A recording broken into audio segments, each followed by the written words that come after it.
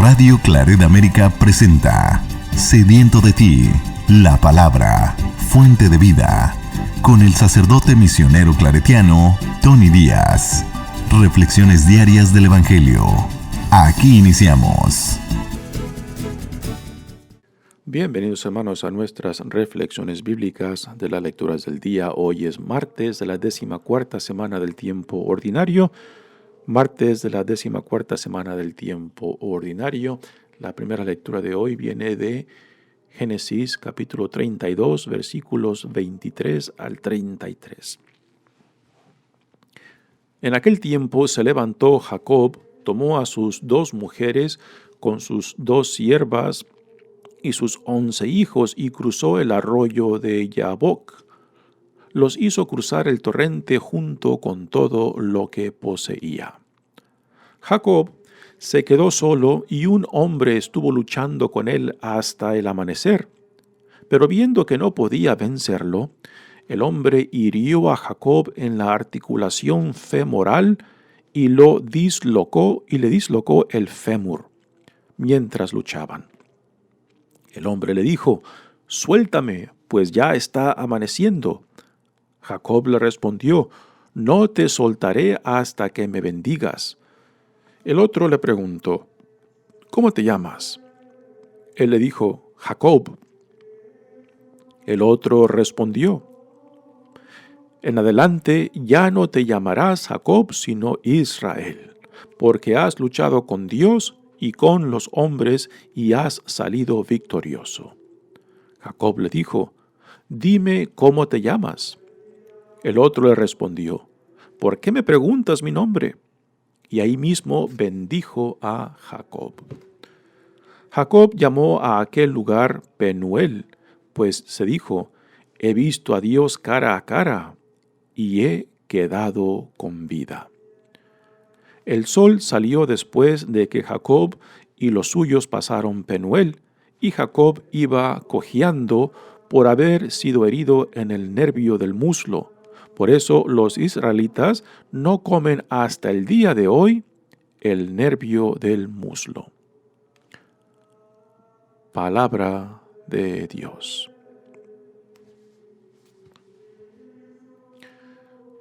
El salmo responsorial es el Salmo 16 y el responsorio es: Señor, escucha nuestra súplica. Señor, escucha nuestra súplica.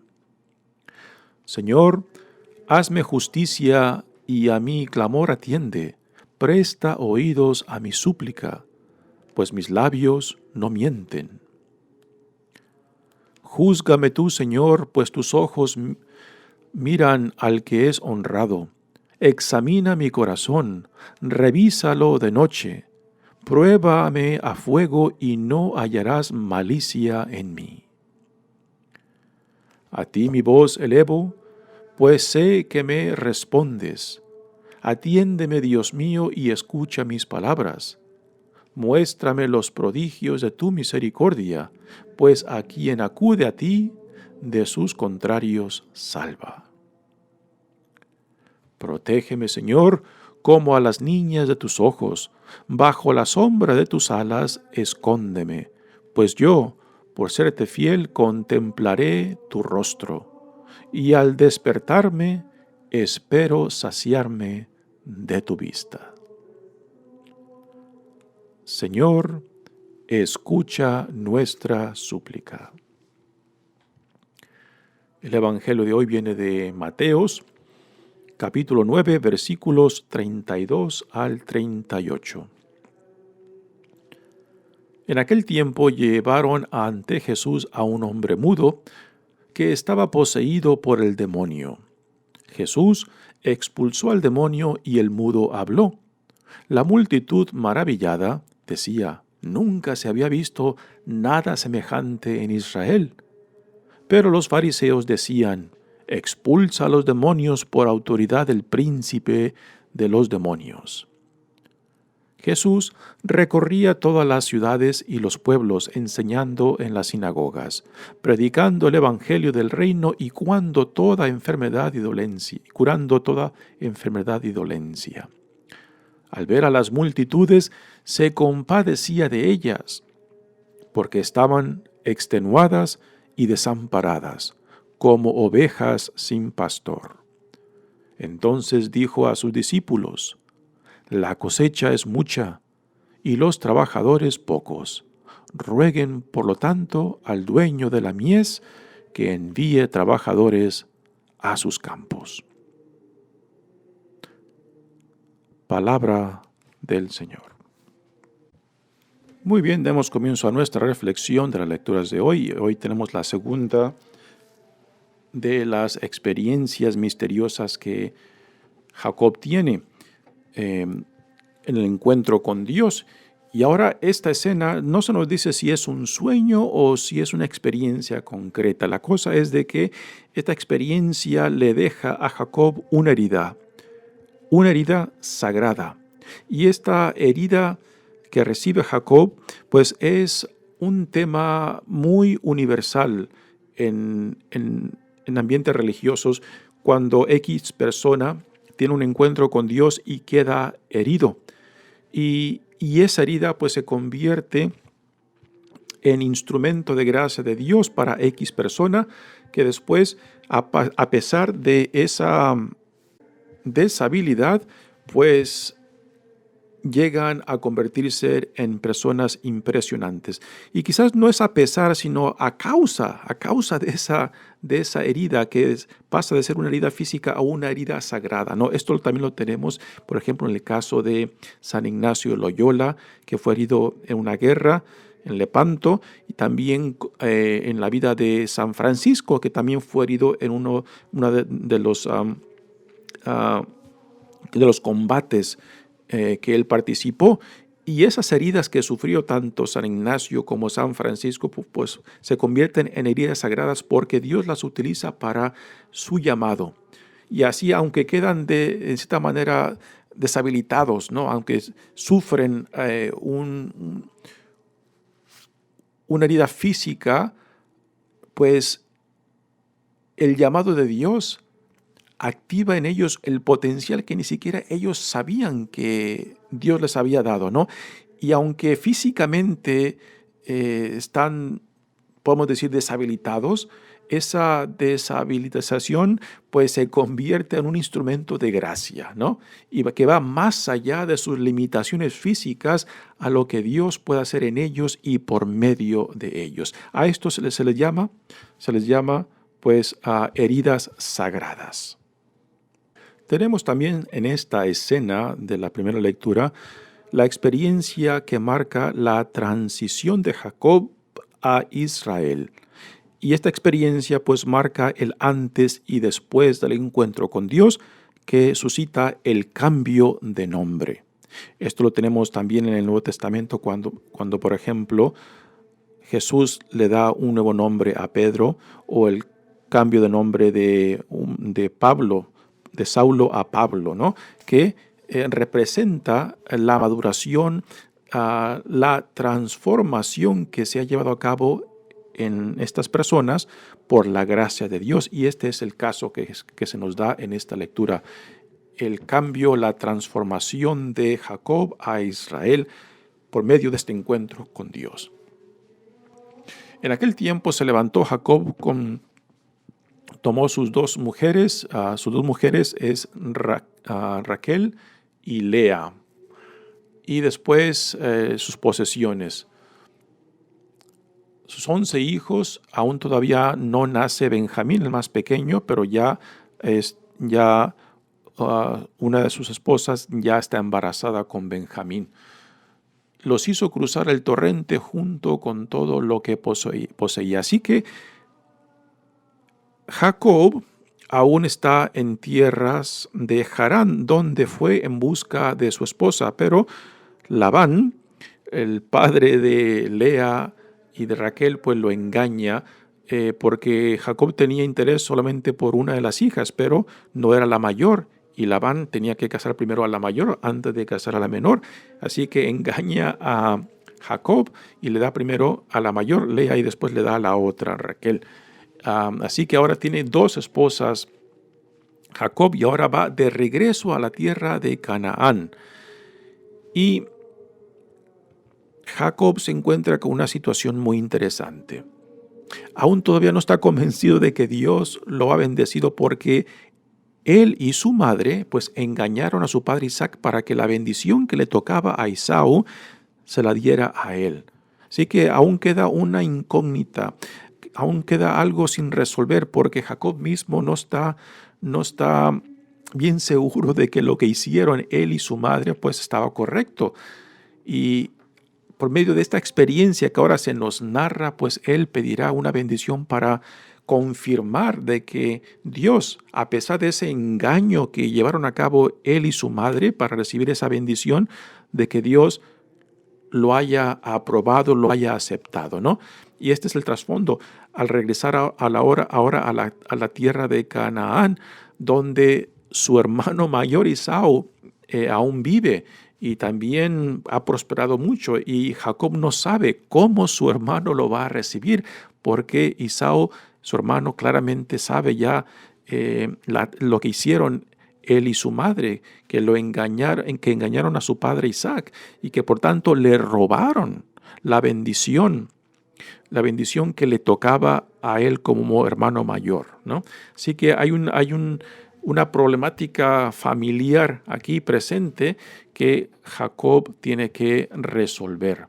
Dice, Jacob se quedó solo y un hombre estuvo luchando con él hasta el amanecer. La narración no nos dice cómo se lleva a cabo esta lucha, si es un sueño o si es algo real, ¿no?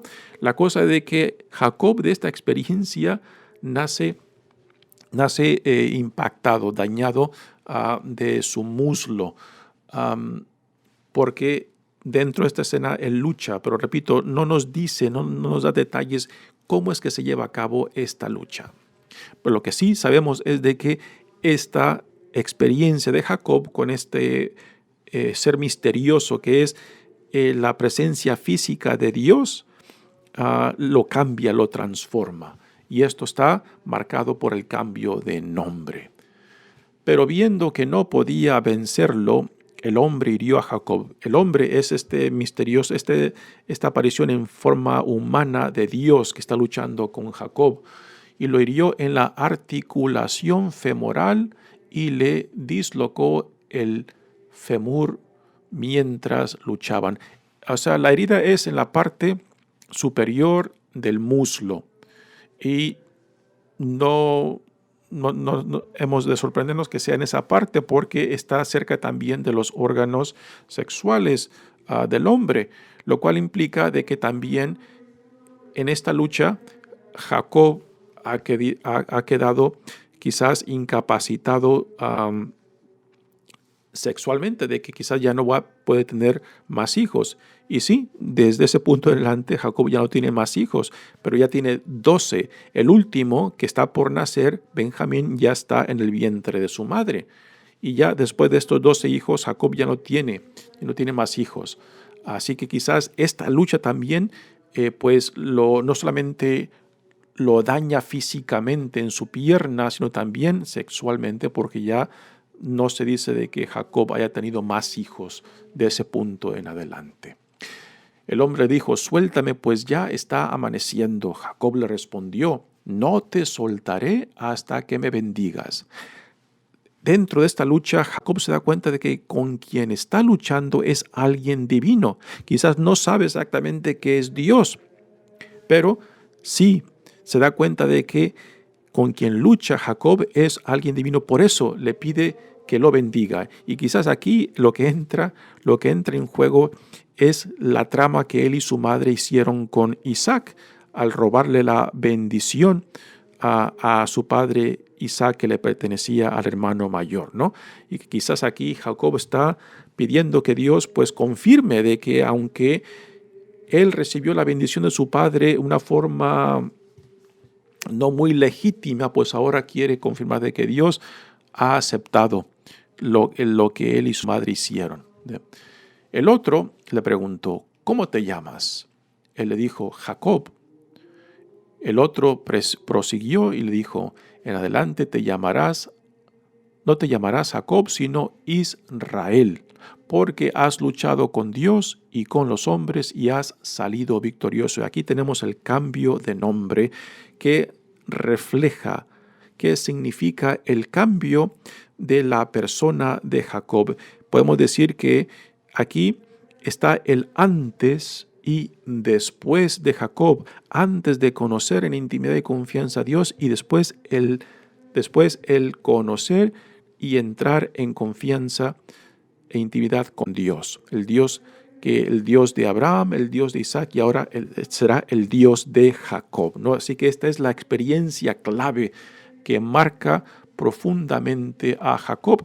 Y repito, esta temática es muy común en muchas vidas de santos y santas, ¿no? En las cuales el encuentro con Dios pues los marca, no solamente físicamente, sino también espiritualmente. Les mencioné el caso de San Ignacio de Loyola y San Francisco de Asís, que recibieron heridas en combates militares, que después les cambia su vida, los saca de la vida que habían escogido al principio para llamarlos en otra orientación hacia donde Dios los quiere, ¿no?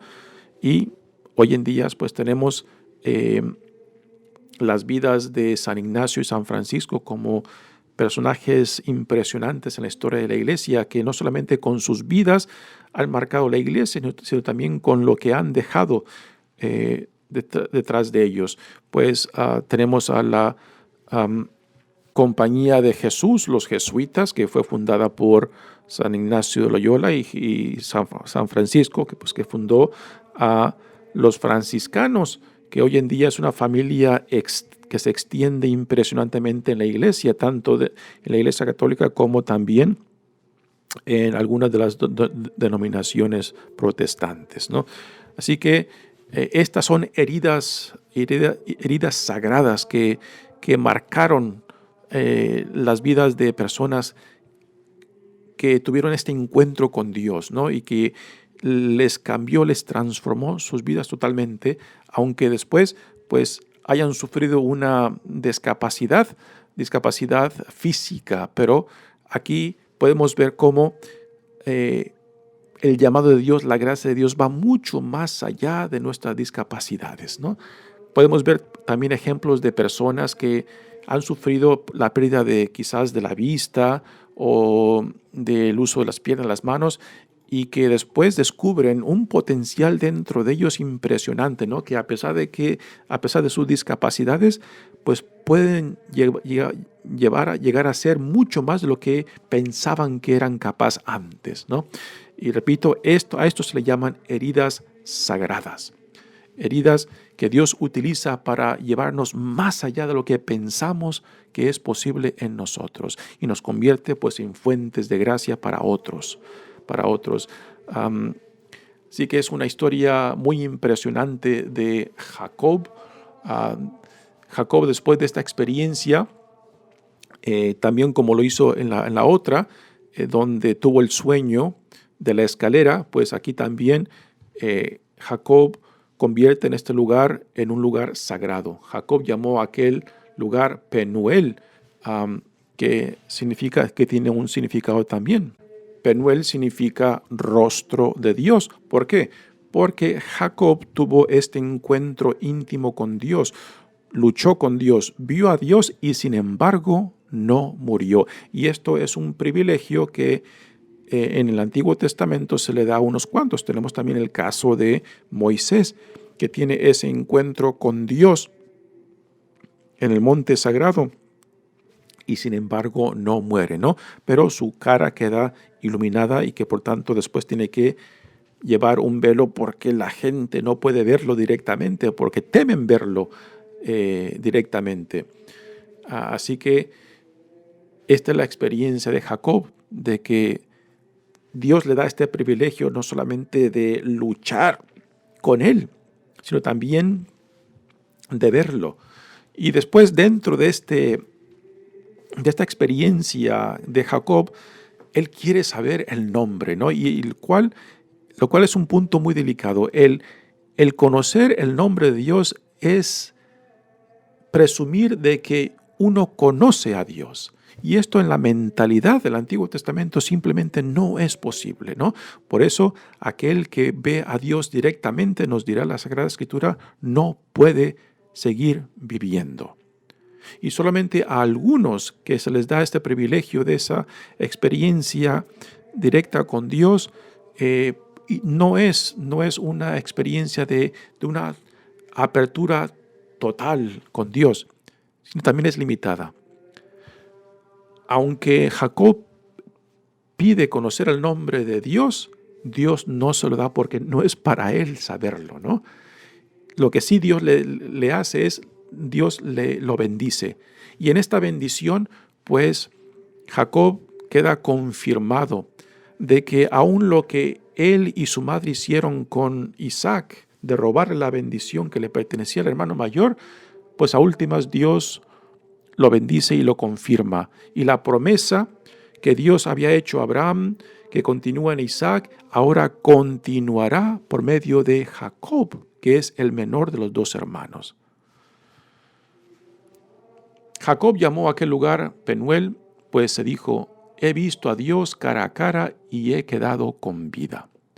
El sol salió después de que Jacob y los suyos pasaron Penuel, y Jacob iba cojeando. Aquí está la herida sagrada, por haber sido herido en el nervio del muslo. Este nervio también se le llama el nervio ciático, lo cual, si lo han sufrido alguna vez el dolor de la ciática, pues es impresionante, ¿no?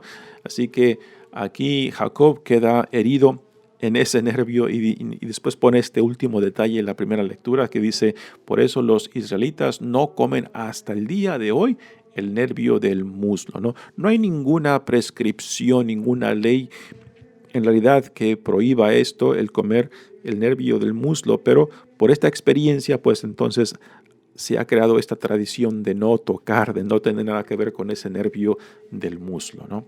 Pues muy bien, una historia muy significante, muy impactante, también que nos da a entender el por qué Dios ya escoge a Jacob, puesto que su descendencia será la fuente de los patriarcas que después constituirán la nación de Israel. Sus 12 hijos pasan a ser las 12 tribus, y esos 12 hijos pues son los 12 patriarcas de la nación de Israel.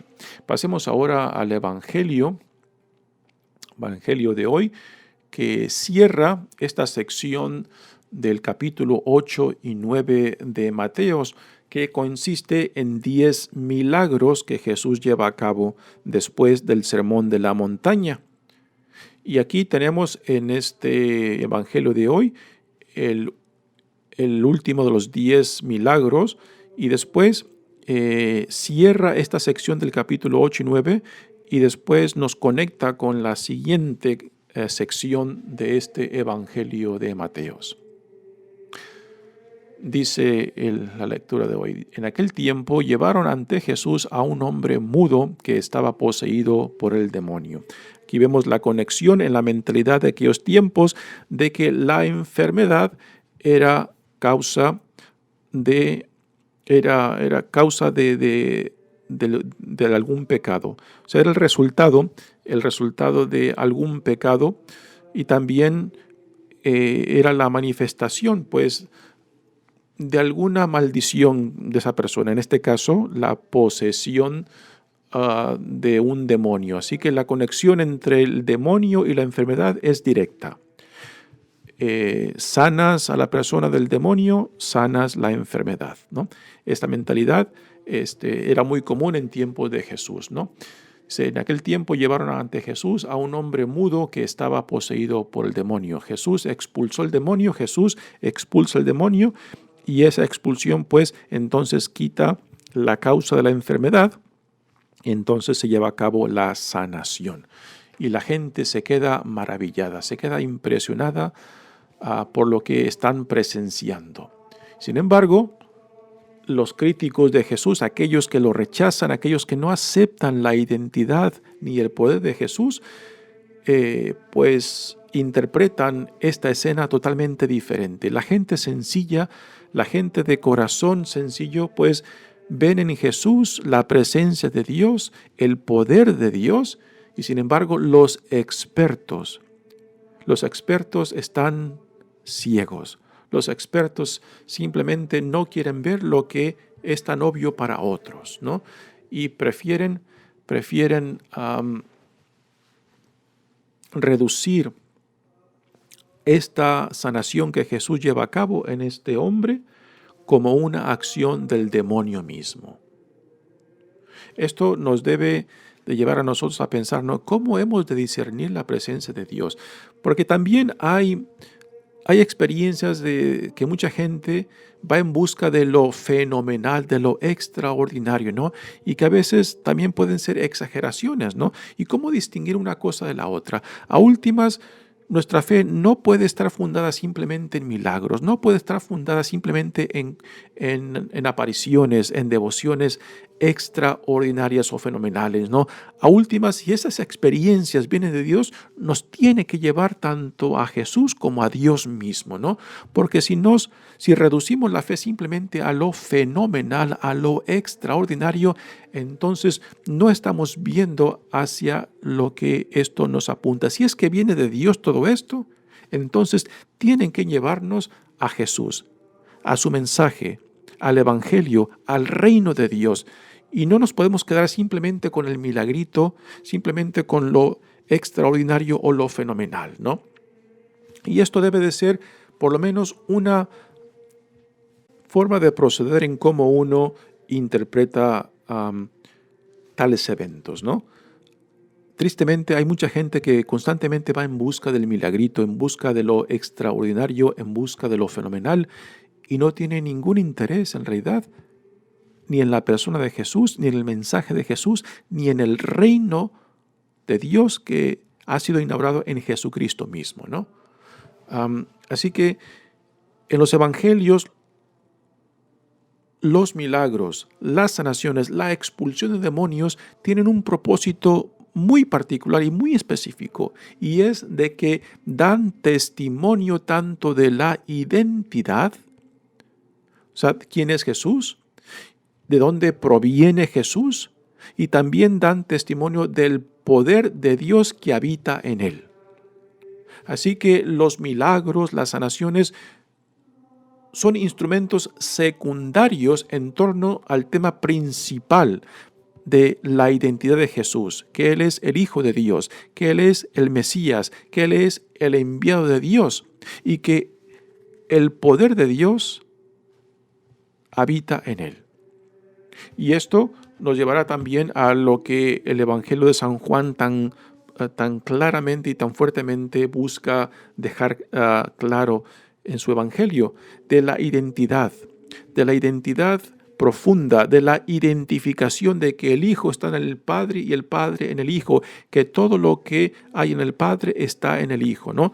Y este es un tema central del Evangelio de Juan, ¿no? Aquí lo tenemos, pero no con esa misma intensidad.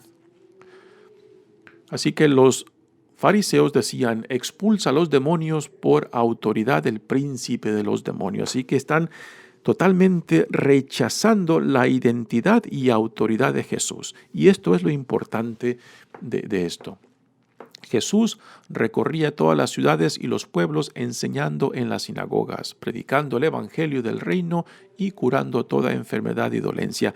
Ya estos versos nos dan un resumen y cierra la sección del capítulo 8 y 9 para abrir la siguiente sección que vendrá en el capítulo 10. Así que estos versos son como una conexión. Cierran una parte y abren la otra. Jesús recorría todas las ciudades y los pueblos enseñando en las sinagogas. Esto es el resumen, es un resumen muy conciso, predicando el evangelio del reino, el reino de Dios, y curando toda enfermedad y dolencias. Las curaciones, sanaciones, los milagros son testimonio de su identidad y poder, identidad y autoridad. Al ver a las multitudes se compadecía de ellas porque estaban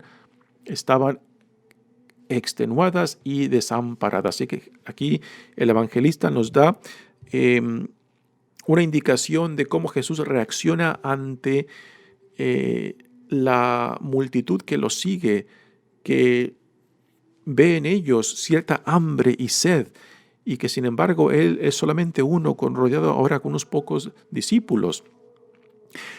Y les dice a sus discípulos que sigan pidiendo a Dios para que Dios siga mandando a más trabajadores, puesto que pues, la viña es grande y mucha es la necesidad.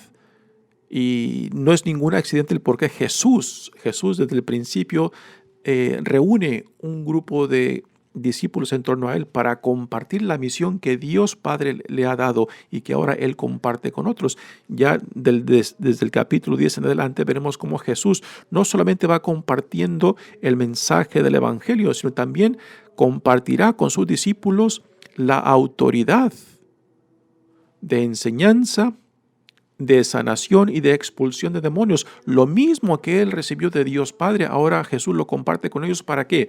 Para que sean una extensión de sí mismo.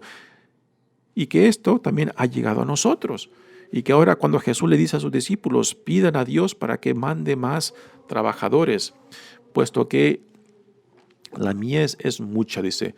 Entonces dijo Jesús a sus discípulos, la cosecha es mucha y los trabajadores pocos. Rueguen, por lo tanto, al dueño de la mies que envíe trabajadores a sus campos.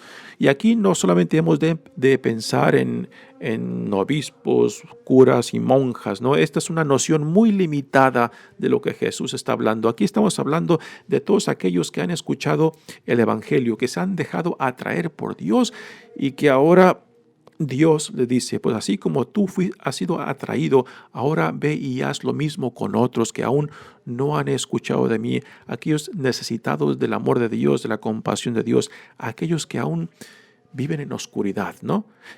Que si nosotros reconocemos que Dios, a pesar de nosotros mismos, nos ha visitado, nos ha llamado, nos ha consagrado y nos ha dicho, tú también eres mi hijo y mi hija, pues ahora yo te mando para que seas mi instrumento, ¿no? Y esto es la misión de todo bautizado. Así que, hermanos, aquí la invitación que Jesús hace es para todos aquellos que reconocen que Dios ha venido a ellos y que por tanto ahora Dios los hace instrumentos para que lleven la buena nueva a aquellos que también lo necesitan, particularmente a los más vulnerables, a los más necesitados. Mi nombre es Padre Tony Díaz, misionero claretiano. Que Dios los bendiga. Radio Claret América presentó Sediento de ti, la palabra. Fuente de vida. Sus comentarios son importantes. Contáctenos en radioclaretamerica@gmail.com.